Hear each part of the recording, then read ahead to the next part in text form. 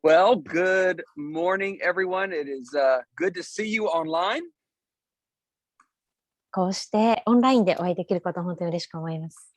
It is a bummer that we have to gather online again like this, but glad that we can. Thankful for Zoom. またこんな風に、オンラインで集まらなければいけないような状況になってしまったことは残念なんですけれども、それでもこうして集まれていること、本当に Zoom ということにも感謝したいと思います。And hey, before we get into the sermon, I've had a number of people ask me about the cast on my hand. Just want to say a quick word about that. ですね、メッセージに入っていく前に多くの人が私のこのギプスに関してですね、いろんな質問をしてくださったので、そのことについてお話したいと思います。And don't worry, I did not have another baseball accident. どうぞ心配しないでください。また別の野球での怪我をしたわけではありません。This time it was a jiu-jitsu accident. 今回はですね、柔術の練習中に起こった事故です。A couple weeks ago during a class, I broke my hand. で、数週間前にですね、柔術のクラスの中で、手の骨を折ってしまいました。And I think that may be an end to my mixed martial arts career. で、おそらくこれが最後の、格闘技系の、練習になるんじゃないかなと思うんですけれども。I'm just going to stick to being a pastor. これからは牧師一本で頑張っていこうと思います。But I don't know if there's any other area in our lives that really helps us see the brokenness of the world more than sicknesses and injuries. で Hurt も、people. 私たちの生活の中で病気とか怪我ほど物事が壊れているっていうことを実感できる病気っていうのは他にないんじゃないでしょうか。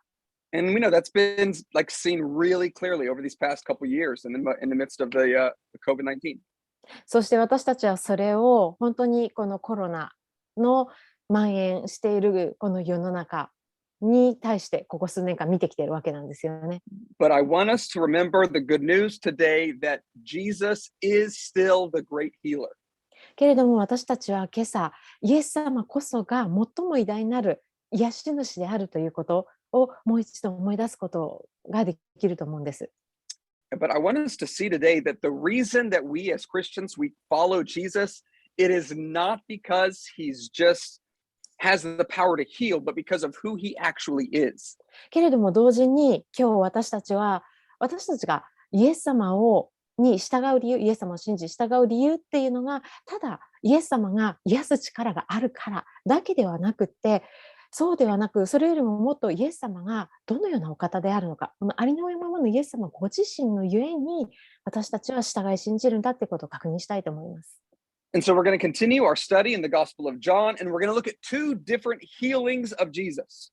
私たちは続けてヨハネの福音書から学んでいきます。その中で今日はイエス様が行われた癒しの御業を2つ見ていきたいと思っています。At the end of John chapter 4, a man comes up to Jesus and asks Jesus to help him with a major problem in his life.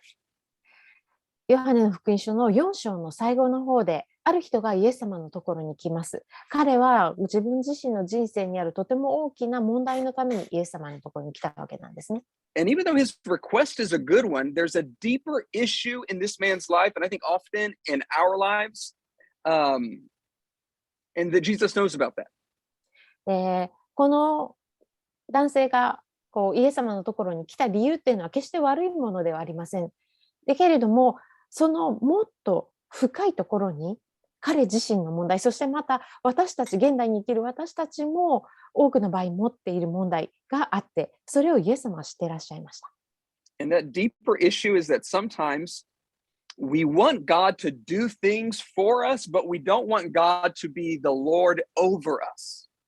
その問題というのは、時に私たちは神様に何かしてほしいとは思うけれど、この神様に私たちの人生の上で支配をしてほしくないっていうふうに思ってしまうということです。So I want us to begin reading today. I'm going to start reading from John chapter 4, starting in verse 43. それでは御言葉を読んでいきましょう。ヨハネの福音書4章の43節から読んでいきます。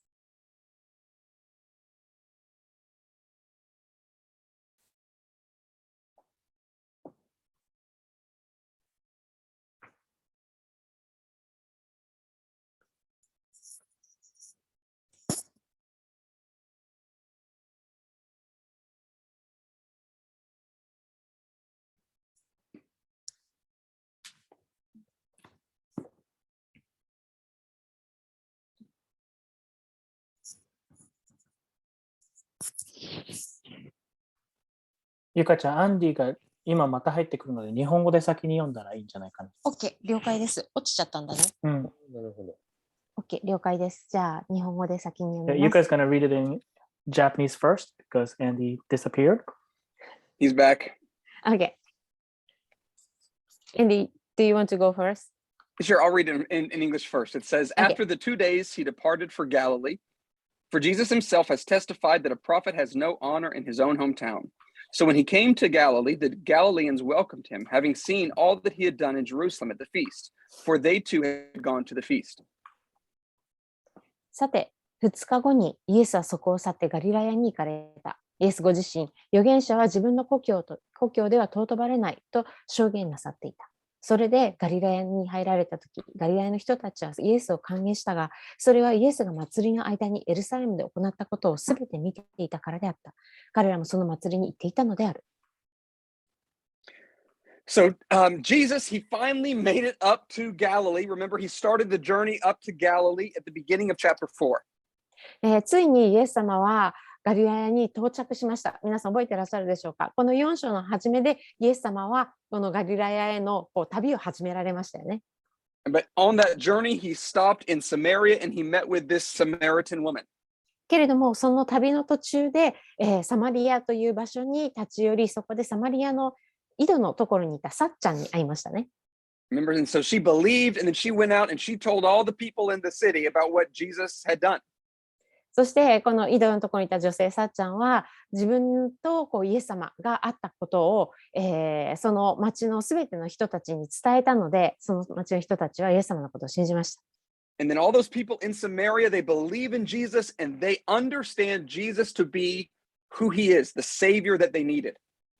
このサマリアの人たちは彼らがずっと必要としていたその救い主がイエス様であるということを理解し、そして信じたんです。And so Jesus finally gets up to Galilee where he's originally from, and it says that they welcomed him, but they didn't really welcome him because of who he was. そして最終的にイエス様はご自身の出身地であるご自身の出身地であるガリラヤに到着なさったわけなんですね。そして、今聖書を読んだところだと本当にガリラヤの人たちはイエス様を歓迎はしました。けれどもそれはイエス様ご自身を歓迎したわけではないっていうことが、書かれています。They welcomed Jesus because of what they thought that he could do for them. なぜかっていうと、ガリラヤの人たちがイエス様を歓迎したのは、ガリラヤの人たちがイエス様ができると信じていたこと、考えていたことを歓迎したからなんですね。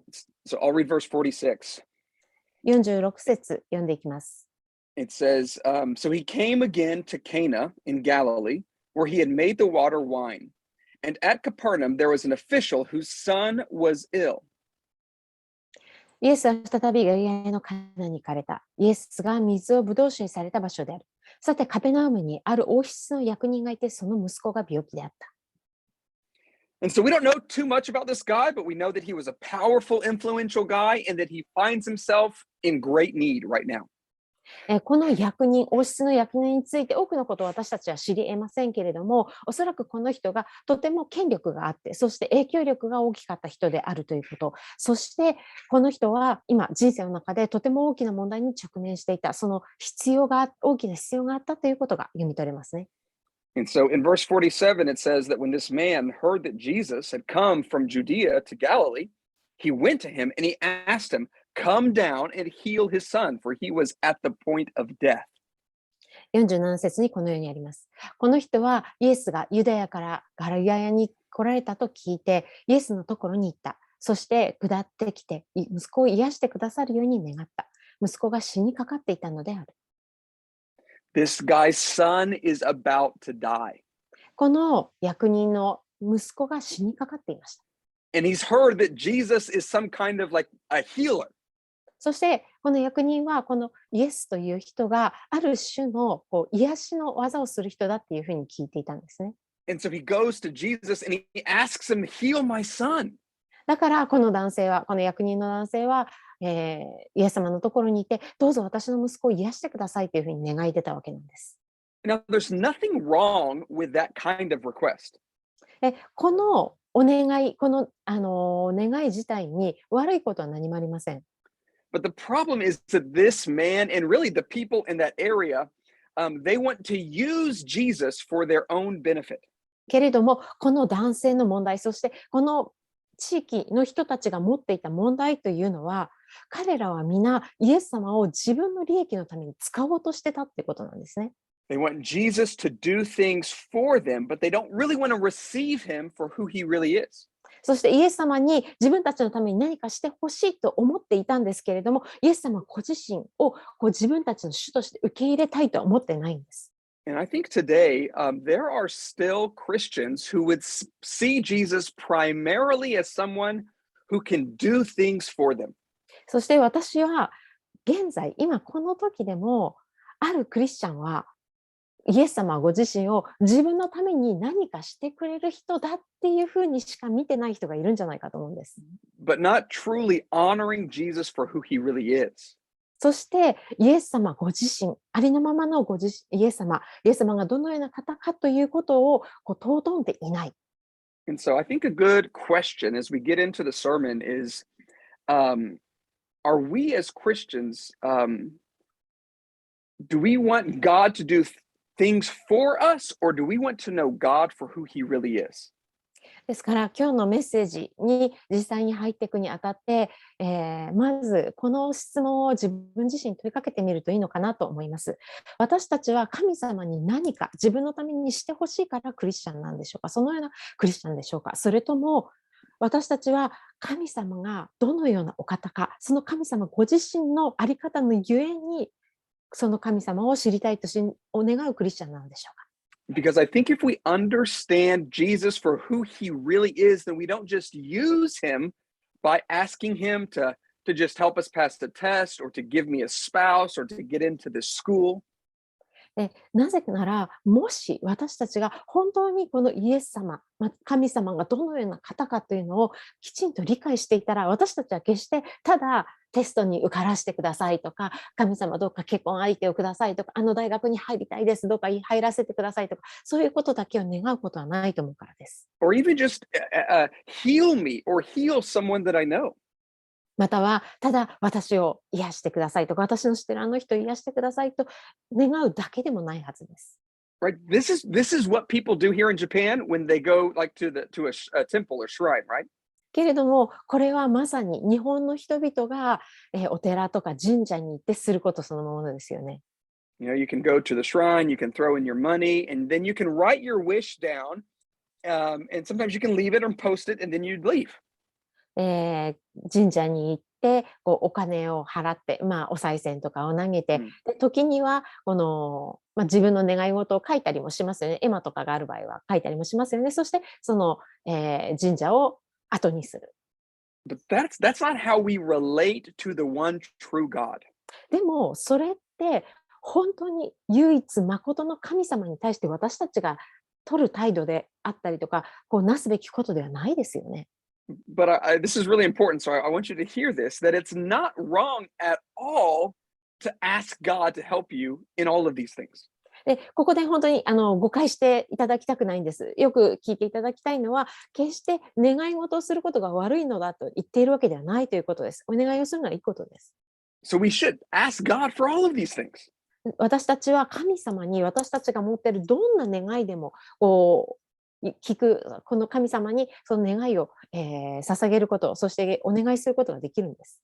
But God doesn't just exist to do what we want him to do for us. けれども絶対誤解していただきたくないのが、神様は私たちが願うことをするためだけにいる存在ではないということです。He is the ultimate being in all of the universe.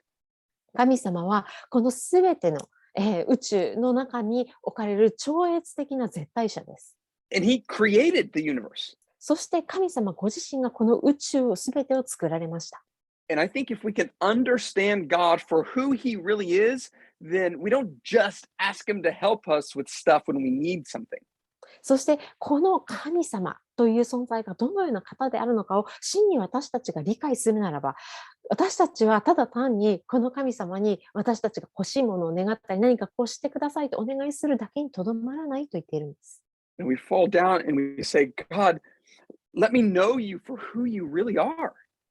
もし本当にこの神様のことを理解したなら、私たちはひざまずいて、神様、本当にあなたのことを知りたいです。私たちに理解してくださいとさらに願い出ることでしょう。Let me be with you. Let me know you.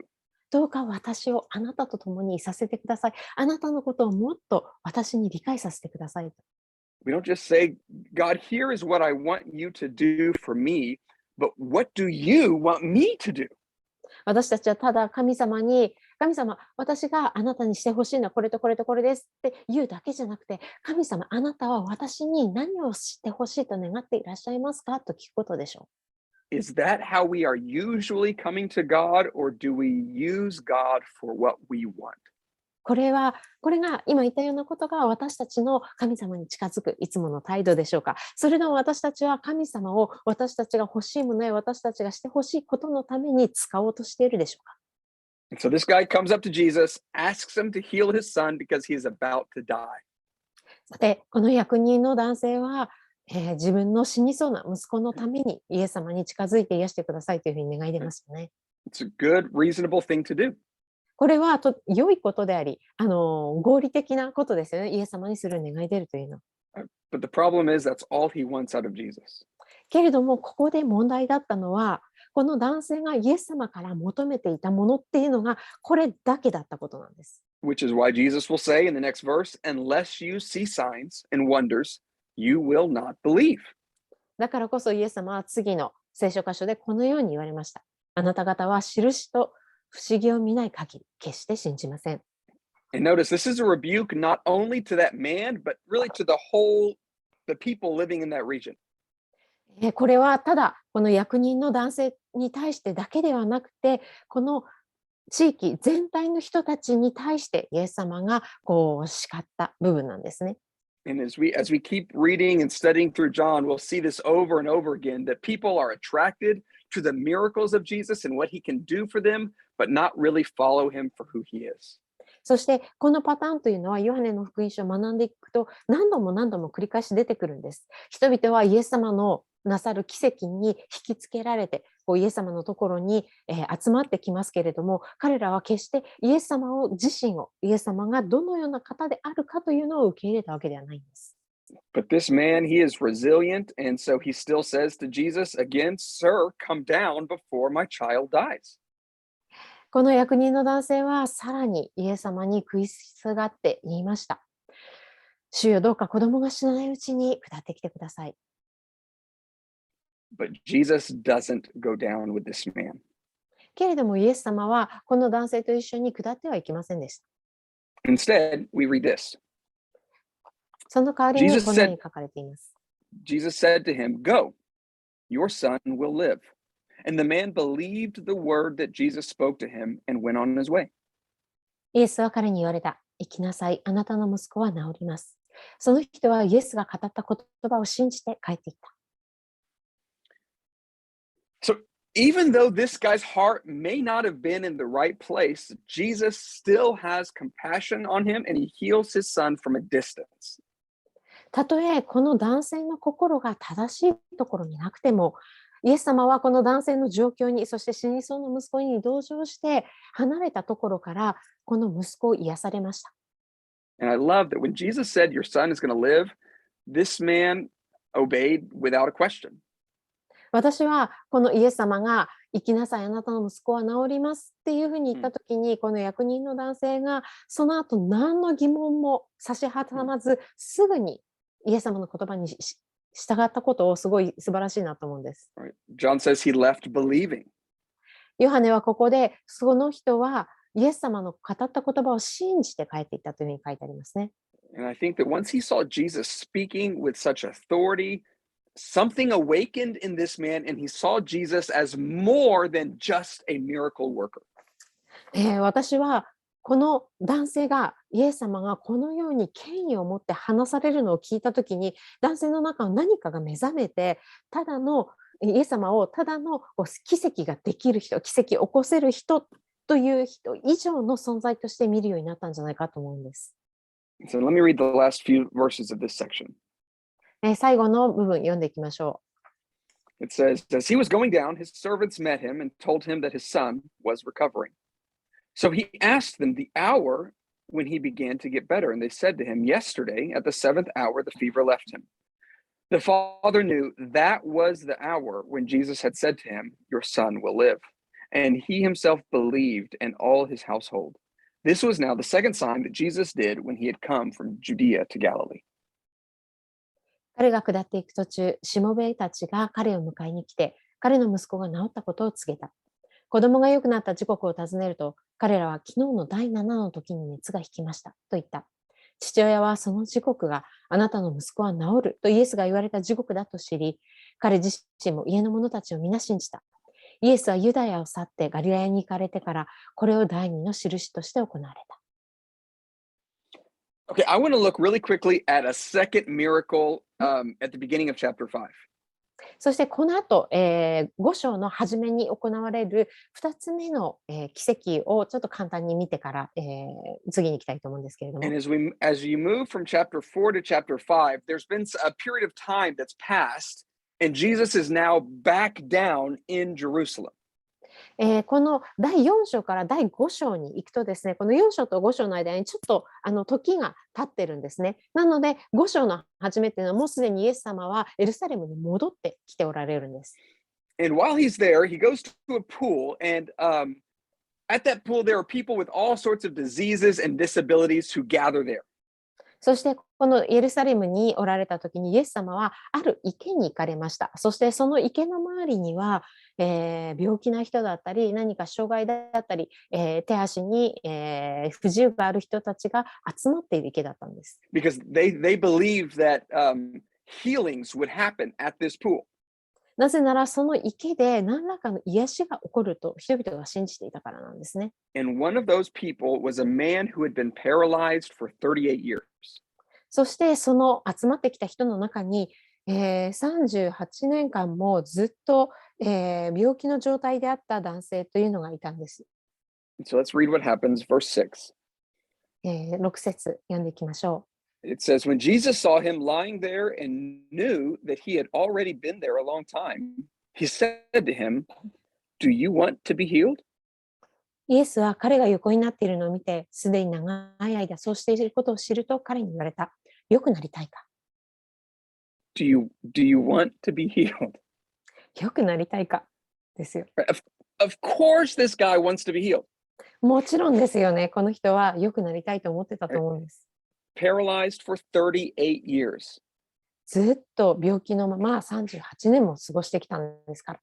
But verse 7, it says, the sick man answered him, Sir, I have no one to put me into the pool when the water is stirred up, and while I'm going, another steps down before me.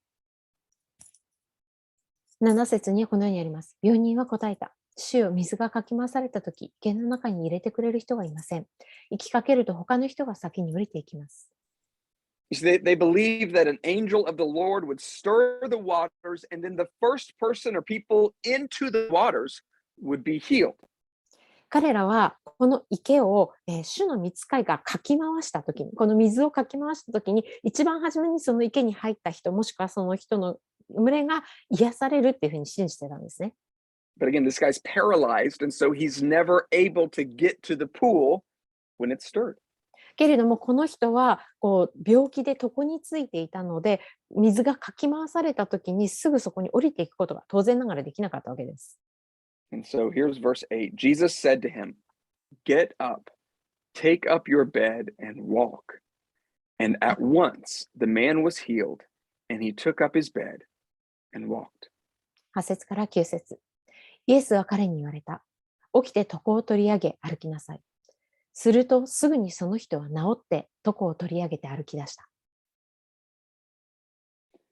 So Jesus, he did this healing on the Sabbath, and we'll talk next week about why that's significant. But today I want us to talk about what can we learn about Jesus from these two healing stories. イエス様がこの男性を治されたのは安息日のことでした。なぜそれが重要なのかについてはまた来週触れますけれども、今日は私たちがこのイエス様がなされた2つの癒しの御業から何を学べるか見ていきたいと思います。All right, I want you to know that Jesus knows our suffering. まず一つ目、皆さんにしていただきたいのは、イエス様は私たちの苦しみを知っておられるということです。When Jesus saw the man lying there, he already knew he'd been there for a long time. この男性、病気の男性がそこの場所に横になっているときに、もうすでにイエス様は彼がずっと長い間そのような状態だったということをご存知でした。Nobody had to tell him. 誰かに説明してもらうまでもなかったんです。He already knew. イエス様はもうすでに知っておられました。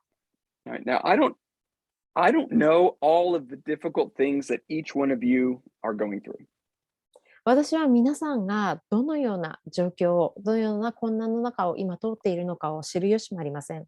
But I do know that at some point, all of us will go through difficult times.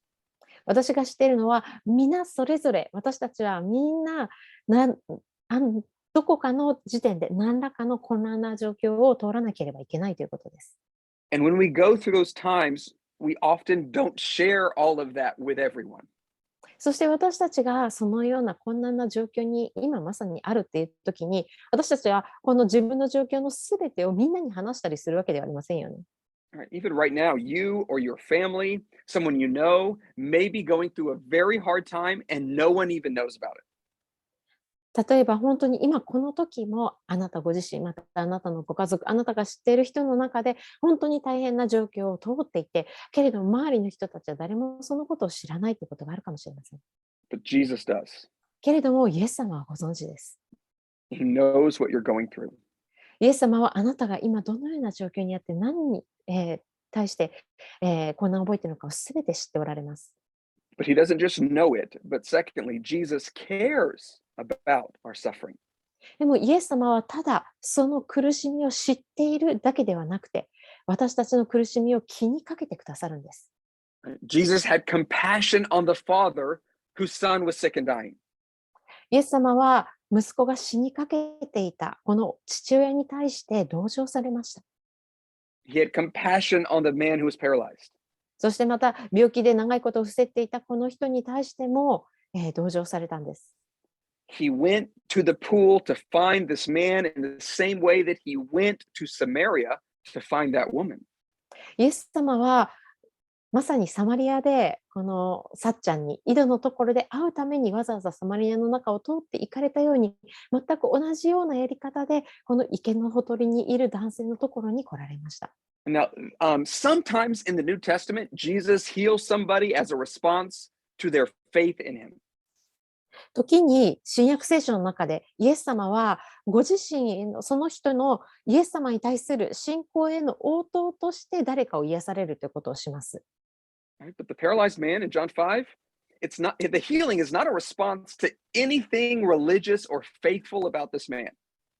けれども今私たちが読んだ箇所でこの病気の人に対してのイエス様の癒しというのは、この病気の人の信仰とか何か宗教的なことに関してイエス様がそれの応答としてしたものではありませんでした。It seems kind of like Jesus just healed him because his situation was so miserable for so long. ここで私たちが読み取れるのは、イエス様がこの男性の状況を見て、ずっと長い間、病気であるということに憐れみを覚えて、そしてその彼の惨めな状況をご覧になって、そのに対して行われた癒しだということです。There's at least in the Gospels, at least 9 times where it says that Jesus was moved with compassion or pity for someone. 福音書の中には少なくとも9回ほどイエス様が誰かに対して同情したり、その憐れみによって心を動かされたというふうに書いてある箇所があります。And so Jesus, he knows our suffering and he has compassion for us in our suffering. But more than that, he has power over all of our suffering. イエス様は私たちの苦しみを知っていて、そして私たちの苦しみを気にかけてくださいます。けれども、それだけではなくて、さらにイエス様は私たちのすべての苦しみを超える力、もっと言うと、この苦しみを何とかしてくださる力を持っていらっしゃるということなんです。From a distance, Jesus told the man with the sick son, "Go, you can leave. Your son's going to live." イエス様は遠くにいる状態からあなたの息子は治りますと言って、このお父さんを行かせたわけですよね。He told the paralyzed man, "Get up, and take your bed and walk. そしてまた病気で伏せっていた、床についていた男性に立って床を取り上げて歩きなさいというふうに言うわけなんです。And it says, at once the man was healed. そして聖書はその時、立ちどころに彼は癒されたというふうに書かれているわけですよね。And so remember, when we come to Jesus, we come to him not just for what he can do for us, but because of who he is. どうかもう一度皆さん思い起こしてください。私たちがイエス様のところに行くのは、ただイエス様が私たちを治せるからとか、イエス様が私たちのために何かをしてくださる、その力があるからだけではなくて、イエス様がどのような方なのか、イエス様ご自身のゆえに私たちはそこに行くのだということ。It's a good thing. It's a fine thing to ask God to heal you or someone that you love who is sick or hurting. あなた自身のための癒しをイエス様に願うこと、そしてまたあなたの家族とあなたが知っている人で、癒しが必要な人のために癒しを願うことは何も悪いことではありません。良いことであり、当然のことです。Because Jesus is compassionate and he is good, and by his good grace, he may choose to heal them. そしてイエス様は憐れみ深いお方で、その、イエス様は本当にこのようなことに心を動かされる同情の心を持っておられるので、イエス様はその状況を聞いてそれを癒されるかもしれません。But God is not our genie in a bottle that we can just rub and ask him for whatever we want, whenever we want. けれども取り違えてはいけないのは、神様は私たちのこの魔法のランプのせい、ジニーではないということなんです。ランプをこすって何でも願い事ができる、そのような存在ではないということです。He is God and the creator of everything. And when we come before him in humility, seeing him for who he really is. 神様は神様です。この世界を作られた創造主であられます。私たちがそのような方の御前に出ていくとき、私たちはひざまずいて、へりくだって、そしてこのお方が本当にどのような方か、その神様が神様であるがゆえに、そのような態度で神様の御前に進み出るんです。And if you're here in your room, wherever you are, and if you're going through suffering or hardships, I want you to hear once again that God has compassion for you in your sufferings, and he has the power to help in your hurt. 今皆さんご自身のお部屋の中にいらっしゃると思うんですけれども、今どのような、困難やまた状況の中におられるのか、私には分からなくともイエス様はご存知です。そしてイエス様はそのあなたの問題、あなたの苦しみ、あなたの困難を気にかけておられ、そしてそれに対して実際に力を持っておられるんです。Now, that might not always look the way that we want it to look. 神様は私たちの苦しみ、困難をどうにかする力、その上を超える力を持っておられますけれども、イエス様が私たちを実際に助けてくださるとき、その助けというのは私たちが欲しいと思う助けとは違う形であることもあるんです。Because we could ask God for healing, and he may, but he may not give us a physical healing when we want. 私たちが神様に癒しを願うときに、神様は私たちが願ったその癒しを与えられるかもしれませんが、時に私たちが願った例えば物理的な癒しではないとき、それを必ずしも行われるわけではないということです。Just remember that the purpose of these miracles and signs and healings, it's not just so that we know that Jesus has power to heal, but to show us that he really is God's son. ぜひここで覚えていただきたいのが、イエス様がこのような奇跡を行われるのは、ただイエス様が私たちの問題の上にそれを超える力を持っておられる、私たちの問題をどうにかする力を持っておられるということを示すだけではなくて、この方ご自身が神であるということを示すためだということなんです。And he doesn't simply have power over our sufferings, but he himself endured the suffering for sins that we deserve by dying on the cross. そしてイエス様は私たちのこの苦しみに対してそれをどうにかする力があるだけではなくて、イエス様ご自身が私たちの罪のゆえの私たちが受けるべき苦しみをそのご自身の身に十字架の上で背負ってくださったっていうことなんですね。And when God raised him from the dead on the third day, it was like God's confirmation that Jesus really is who he said he was. そして神様がこのイエス様を十字架の上の死の3日後によみがえらせたということは、これは神様からの承認なんです。まさにイエス様こそ神の御子であったということのその確認というか、もう保証なんですよね。So I'm calling us today, let's believe in him, not just simply for what he can do for us, but for who he is. ですから皆さん、どうぞ今日この神様を、ただ神様が私たちに何かしてくださるから信じるのではなくて、神様ご自身、この神様がどのようなお方であるのか、その神様ご自身を信じる、その信仰を持っていきましょ Let me pray for us today. う。お祈りしましょう。God, we love you and we thank you that even though we are separated geographically, that we can be together on this Zoom worship service right now. 父なる神様、あなたに感謝します。あなたを愛します。私たちはたとえ地理的にこうしてそれぞれ離れたところにいても、このズームの礼拝の中で、それぞれがお互いに、そしてあなたと一つになれることを感謝します。God, I know that many of us are going through hard times and we have areas of suffering in our life, and we do ask that you would help us and that you would heal us. 私たちはそれぞれの人生の中でさまざまな困難や壊れている部分、あなたに助けていただきたい部分、癒しを与えていきたい部分があります。それを今あなたの御前に願い出ます。For real, we ask, God, would you heal our hurts and bring relief to our suffering and to ours and to those that we love. 神様どうぞ私たちの心を癒してください。そして私たちの体を、また私たちが愛する人たちの状況を癒してくださいますようにお祈りします。But God, I also pray that primarily we would see you not just for your power and what you can do for us, but because you are God and that we want to come before you to know you as God. けれども、まず神様どうぞ第一に私たちがあなたのもとに、ただあなたが私たちに癒しや何か私たちが欲しいもの、求めるものをくださる力を持っている方だから来るのではなく、あなたが神であるから、この世をすべを治めておられる私たちを救われるその神であるからこそ、見舞いに進みで、そしてあなたをもっと知りたいと思い、探し求めることができる。どうぞ助けてください。Amen. アーメン。